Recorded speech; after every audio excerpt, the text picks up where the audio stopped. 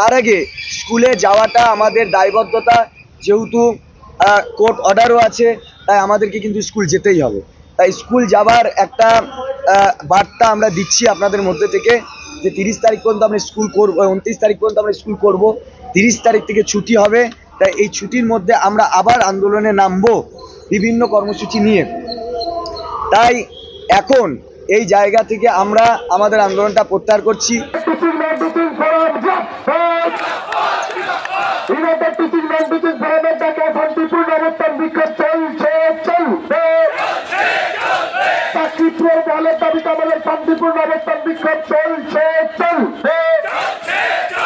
আমরা বেশ কয়েকদিন ধরে এখানে আমরা আমাদের একটা অবস্থান চালাচ্ছিলাম। বেসিক যে দাবির উপর আমরা এই আন্দোলন চালাচ্ছিলাম, আংশিকভাবে সেটা একটা পূরণ হয়েছে, কিন্তু সেই পূরণের হতে গিয়েও আমরা দেখলাম এখনো পর্যন্ত একটা গন্ডগোল এখানে রয়েছে।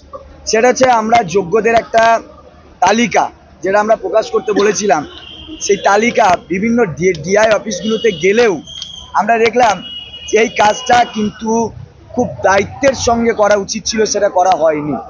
অর্থাৎ যে দপ্তর আমাদেরকে স্যালারি মানে আমাদের কত শিক্ষকদের মানে রেকর্ড রেখে থাকে, মধ্যশিক্ষা পর্ষদ, সে না করে স্কুল সার্ভিস কমিশনের দ্বারা যেহেতু তারা রেকমেন্ডেড অথরিটি, তাদেরকে এই কাজটা করতে দেওয়া হয়েছিল।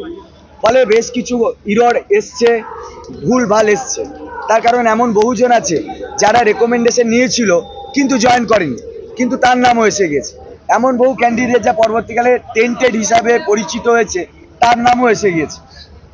তো এরকম বেশ কিছু ফল্ট আছে, এবং আমাদের যারা যোগ্য শিক্ষক শিক্ষিকা যাদের বিরুদ্ধে কোনো অ্যালিগেশন নেই, তাদেরও বেশ একটা অংশ তাদের নাম বাদ গিয়েছে।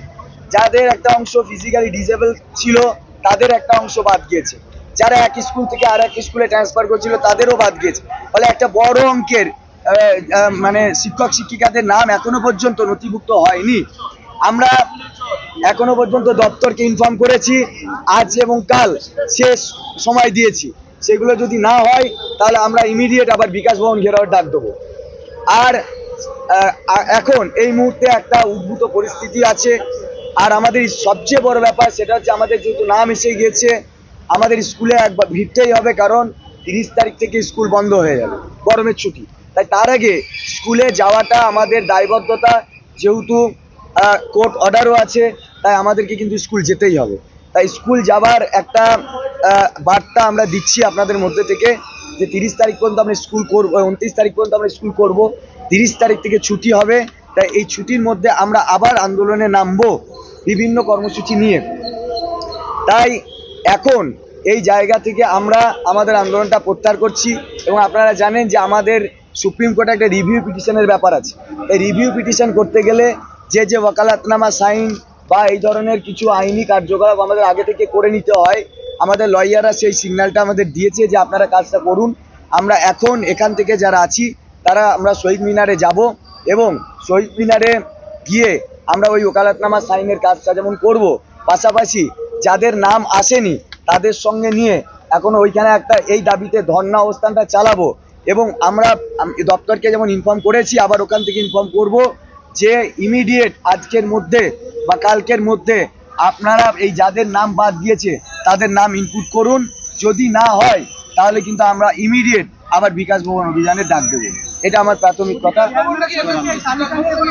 না, এসএসসি আমরা করছি না এই কারণে, যেহেতু স্কুল এডুকেশন ডিপার্টমেন্টের কাছে ডেটা আছে, মধ্যশিক্ষা পর্ষদে আমাদের যারা মানে নন টিচিং স্টাফ, আমাদের মানে আনটেন্টেড নন টিচিং স্টাফ যারা আছে, আমাদের বন্ধু বান্ধব, তাদেরও একটা আন্দোলন ওখানে চলছে।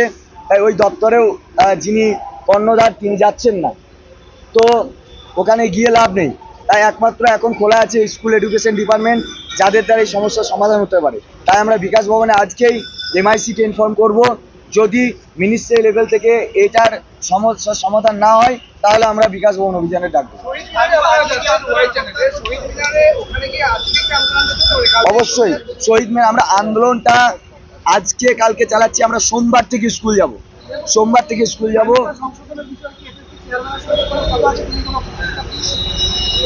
চেয়ারম্যান স্যারের সঙ্গে একটা মৌখিক কথা হয়েছে, কিন্তু একটা জিনিস যেটা হচ্ছে, আমরা নিজেরা একটা গুগল শিখে কার কার নাম আসেনি সেই ডেটাটা কালেক্ট করছি, কিন্তু এই দায়িত্বটা তো আমাদের নয়, এই দায়িত্বটা দপ্তরকে নিতে হবে।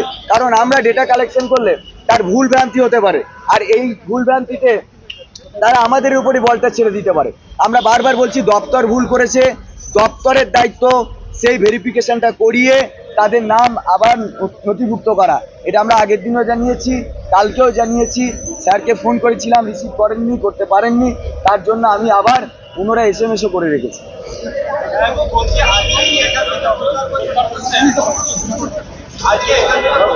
হ্যাঁ, আমরা এখান থেকে প্রত্যাহার করছি, এখানে আমাদের থাকার মতো আর সেই দাবি আমরা এখানে রাখছি না, আমরা ওখান থেকে আমাদের দাবি রাখবো।